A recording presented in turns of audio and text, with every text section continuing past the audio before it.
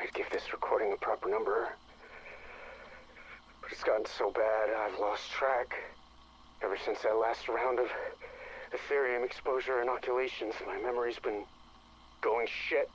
One of the doctors told me I should document my days to see if it gets better or worse. Considering I can't recall the basic protocol I put in place, I'd say it's not getting better.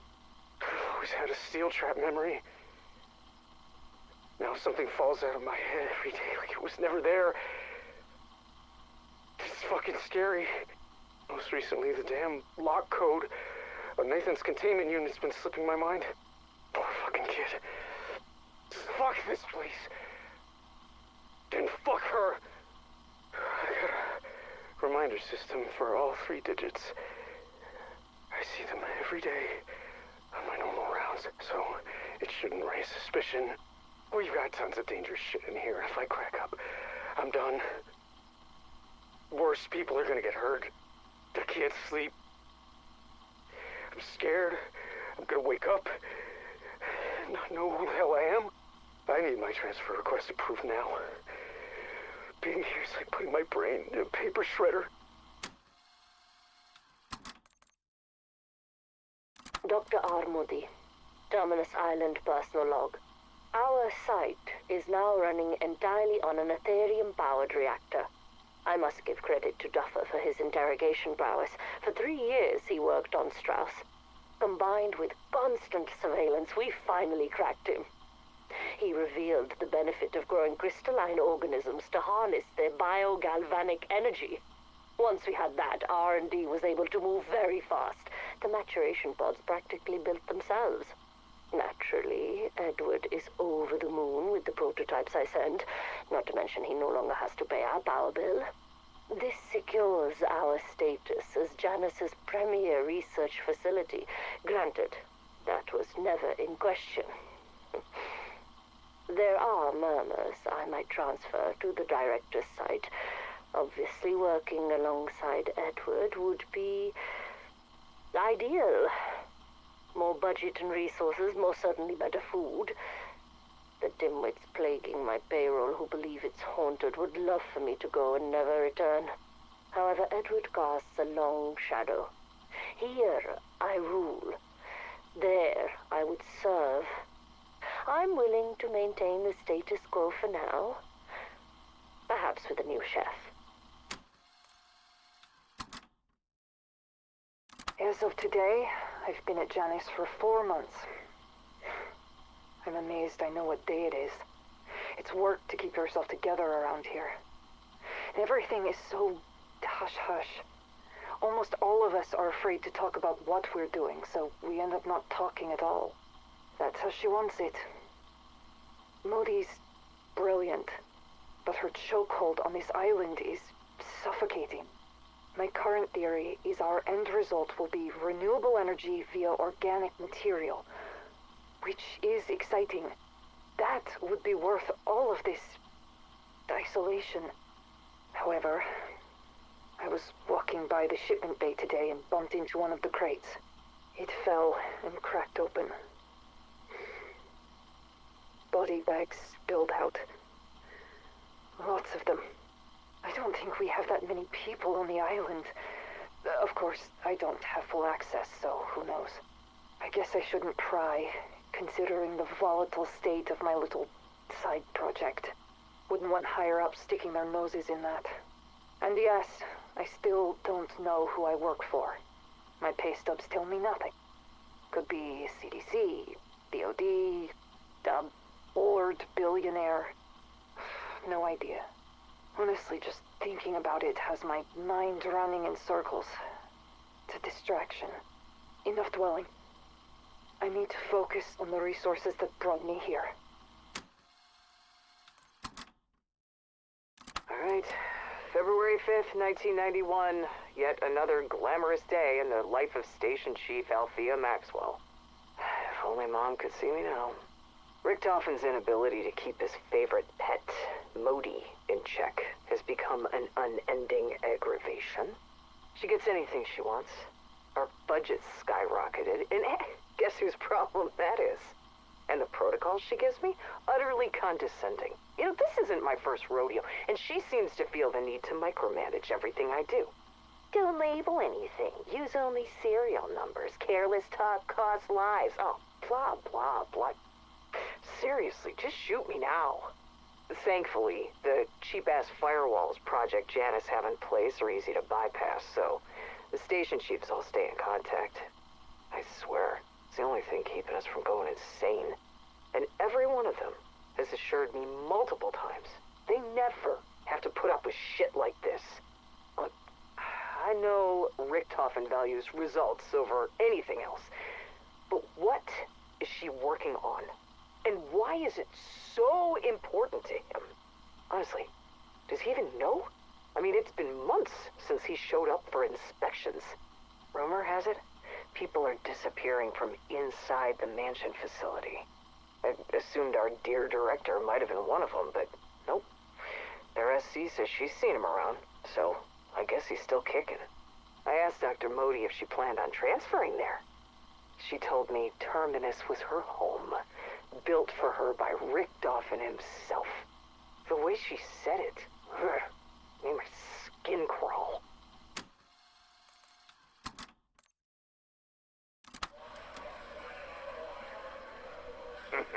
You hear the news? I'm getting off this rock. News? That's so. Yeah, transfer's been approved. Took its sweet time, but I put on my request ages ago, but that's just how it is. Clearly. This place was holding me back. I got big plans, you know. Way bigger than this stupid island. Uh-huh. Of course you do. Damn straight. While you're stuck slinging slop on this backwater dunny, I'll be off seeking my fortune. Well, maybe I'll request a transfer too. Everybody's gotta eat, right? Not with the way you cook. Right. Yeah, I'm officially bored of your little charade. Charade? What do you mean? I already heard all about your transfer, so don't act like it was your idea, because I know it wasn't. James and Larson, they've been telling me for months about what a shithead you are. You steal stuff from their lockers, cheat at cards, and when it's time for janitorial duty, you vanish. Maxwell said if she didn't get you out of here, it was just a matter of time until one of them murdered your punk Kiwi ass. Now, if it were me, I would have gladly helped those two find a place to stash your corpse. But Althea's always had a hard-on for due process. So maybe shut the fuck up and play nice until you're gone for good. Understand? Copy. FAO, the director. Progress report 11/8/1990. Contrary to what some may believe, I do not necessarily take pride in my work, but I am exceptionally good at it. It is common for interrogation subjects to show resistance before ultimately breaking and succumbing to my demands. Normally, I would offer them some small chance of hope, a semblance of light at the end of the proverbial tunnel. Likewise, fear is usually a great motivator. But its apparent absence in this case makes it difficult, impossible, to achieve any kind of breakthrough. Even psychological torture and the administration of physical pain has proven utterly fruitless. So, having reviewed psychiatric evaluations from her early years of incarceration, I am at a loss to explain just where such remarkable resilience has come from. However good I may be at my work, I am forced to conclude that this individual may be of no further use to our program. Were it up to me, I would recommend that Miss Gray be terminated, or at the very least marked for biological experimentation. Regrettably, it is not up to me.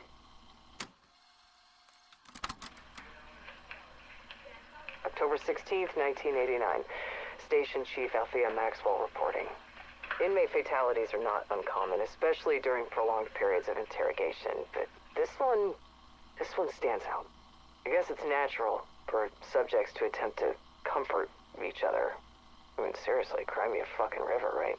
This one was in the last batch supplied by Franco, so, I mean, who knows what the hell they went through before we got our hands on them. Alright, cause of death, cardiac arrest. It's weird. Not surprising, because there weren't any pre-existing conditions that we knew of.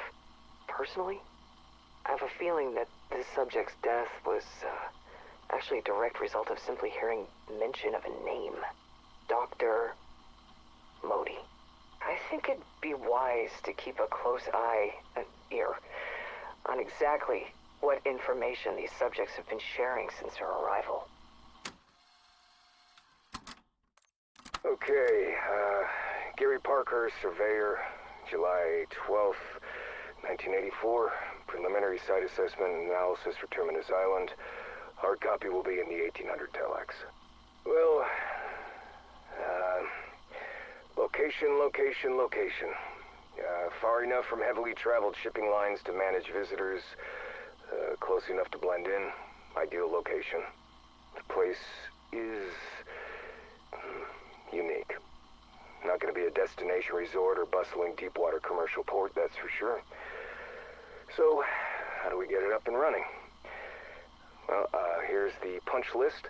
The main structure is a fortress, reinforced concrete poured in 1942, an average thickness of 3.5 feet throughout. That's the good. The bad is it's covered in this festering mold-like moss that smells like a cadaver's ass. Given the history of this place, neither of those details should be surprising. The security control room is well positioned in the structure, but will need to be gutted and retrofitted with the latest electronics. Locks, cameras, and lighting all on the long-term holding cells, interrogation rooms, living quarters, mine shafts, more on those, will all need to be replaced with updated technology. The docks, sea tunnels, and marine infrastructure are sound, but will need dredging and, of course, updated tech. Look, I know that Central has the contracts for this build-out, and I'm not supposed to know shit, but this place will be in need of the whole 9 yards. We're talking heavy equipment, manpower, real power. Okay, enough said. It'll be in the report. The helipad, while adequate in size, will need to be retrofitted to handle the gross weight of the next-gen rotary wing aircraft. And, okay. There are, numerous tunnels, sea, land, and the mine shafts throughout Terminus. While they do provide freedom of movement to any area of the island, well, there's one concern. They just scare the shit out of me. Back in '32, there was a mining accident that killed dozens of these workers in those tunnels. And definitely some weirdness going on down there that I cannot fucking explain. I suggest armed units clear those tunnels before any work begins. And, finally, the buried lead, the power. The coal from the mines has been gutted long ago. For the kind of draw needed in the specs, you're looking at either a hydroelectric or nuclear system. Anything else would be insufficient. And, look, it's just all in the report. I'm gonna get the fuck off this putrid rock. Out. With so much red tape cut down, I may have become a victim of my own success. We've gone through so many test subjects already. Franco is about to be a very wealthy man, given our demand. It's clear now that humans don't tolerate Ethereum exposure without certain variables. There's more than genetic markers at play. It's something in the psyche we have yet to pin down. I'm not sure if even Strauss knows. I trust Duffer to determine that soon. The projects with the most progress are the physical mutations. The transformations are unsightly, but subjects exhibit superhuman strength and become more tolerant to Ethereum. These primitive forms have even begun to show signs of advanced sentience. If we can get them to follow orders, we're in business. I have no doubt we can synthesize a refined humanoid to protect humanity from any existential threat. And when I get us there, I'll never see red tape again. My reverence for Richtofen continues to grow. Before even setting foot on this island, he understood my needs. The Oversight Committee wanted to constrain my work to animal models. Idiots. Who were they to obstruct my vision? Human in vivo trial was the next logical step. Luckily, Edward believed in the merit of my work. He authorized the procurement of my subjects himself from channels that no one in the world will miss. The island location is ideal for this work. The waters offer a steady flow of forgettable faces. He circumvented any moral concerns by reminding them what we would be denying the world by not doing so. It was masterful. And if anything, I'll give these people a chance to do something noble with their lives. Not that they're owed anything. I'll show my gratitude by delivering what I promised. I can make the advances I know are possible in record time now. Some people like throwing around the phrase, curiosity killed the cat. I wonder if they're the same people who think cats have 9 lives. Doesn't matter. I'm not the superstitious type, but I am curious. I like to get my eyes on everything and anything I can. Yesterday, I took another look at the ether reactor. Everyone says it could be a source of near limitless energy. And I don't know if that's true, but I can't deny that seeing it up and running is, frankly, awe-inspiring. I would call it a miracle of modern science, but I think such a phrase is insufficient. So many things don't quite add up. No matter how many people I talk to, I still can't figure out what our real goal is here. And the term supernatural keeps getting thrown around, but that doesn't sit right with me. And yet, sometimes I think I hear voices coming from within the reactor itself. Many sound like people in pain, crying out, lost in despair. And others, like the Russian man, sound angry. And there's also a woman, but sometimes she sounds more like a girl. She might be German, but I can't quite focus on what she's saying. I said I'm not superstitious, but I am starting to believe that some kind of life exists inside the dark ether. And I find this possibility extremely troubling.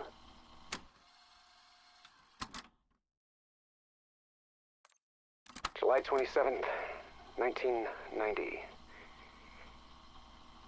Inventoried more subjects today. The job never used to be this hard. It's not like I took pride in my work. I just didn't think about it. Dr. Modi scheduled psych evals for the whole tech ops team. She says she wants everyone at their best. I think she's trying to flush out the non-believers. When everyone pops up, she makes sure they're dealt with. Out in public, where everyone can see. Honestly, if you're bent on maintaining order, fear tactics aren't a bad way to go. Maybe I can get reassigned. Take a break from receiving. At first, all the subjects were just serial numbers with faces to me. I never really thought about them. And now I lay awake at night driving myself crazy over it, thinking about who they might have been before they were kidnapped or sold. Like livestock. By the time they reach us, they all have the same expression. It's almost like relief. Because none of them can think of anything worse than whatever nightmare they just lived through. Idiots.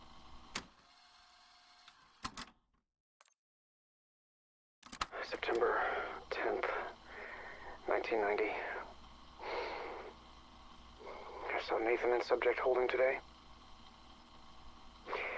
I like him a lot, but walking by his cell always ruins my day. I mean, the kid's been a smuggler most of his life. He probably thought he knew the worst of what humanity could offer. And then he ends up here and realizes he doesn't know shit. So I'm protecting him the best I can, but Modi's been sniffing around. Someone must have told her he was a troublemaker. And the problem Terminus. They aren't wrong. He fights back on everything. He won't take his meds. He won't sleep. He won't eat. Why can't he get that? That kind of shit puts everyone at risk. If he ain't careful, Modi will transfer him to the amalgam program. And that'll be the end of it. I've played it safe until now. Kept my head down. If I can't convince Nathan to do the same... Damn it. This is why I don't have friends. October 23rd, 1990. Nathan got transferred to the amalgam program. Just like I said he would. Didn't find out until after he'd been moved. Even if I'd been there when it happened. It's not like I would have done anything to stop it. I haven't slept since. Regret's been too busy gnawing at me. So, I started spending my nights searching for evidence. But the things I found... Dear God, what's being done here? I'm pretty fucking sure if you checked my entry ticket to hell, you'd find guilt by association stamped all over it. Whatever. Damage done. The important thing is, my transfer's been approved. And I sure as shit won't be leaving empty-handed. As soon as I'm out of here, I'm gonna make sure that Modi lands her ass in prison, and that this glorified meat processing plant is shut down. Then maybe I can finally sleep.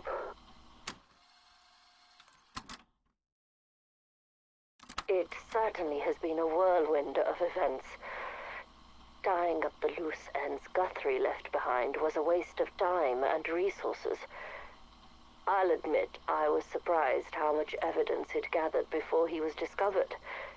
It's my own fault for becoming so lax, yet another reminder to always remain vigilant. Thankfully, his colleagues knew of his transfer request. When I told them it had been approved, they were sad he hadn't said goodbye. Funny, despite his best efforts to destroy my work, his very existence now supports the need for it. If he continues to endure, he might end up being the longest surviving subject in the program. I would no doubt come under some fire if anyone found out that one of our own was now being kept in a tank and fed table scraps. So I've redacted any mention of his employment here. I'm currently determining how sentient he is. Guthrie, Patient 13, hasn't spoken since the early phases of his transformation. I have him on display in a high-traffic area so he can watch his colleagues go about their day. It would be a shame if he was unaware of their presence. And to conclude our island tour, we have your atrium lab.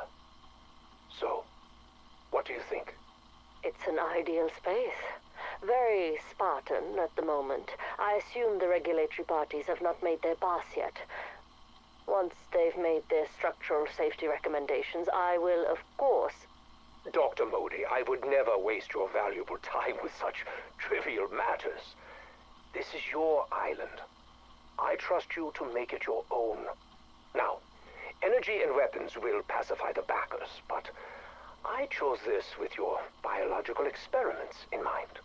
That part of my portfolio is considered controversial. Many have called it torture. We are a rare breed, my dear doctor. You and I both know the price of true progress. It is that work which brought you to me. I will not allow you to be shackled by idealistic bureaucrats. In return, I expect you to deliver, by any means necessary. That won't be a problem.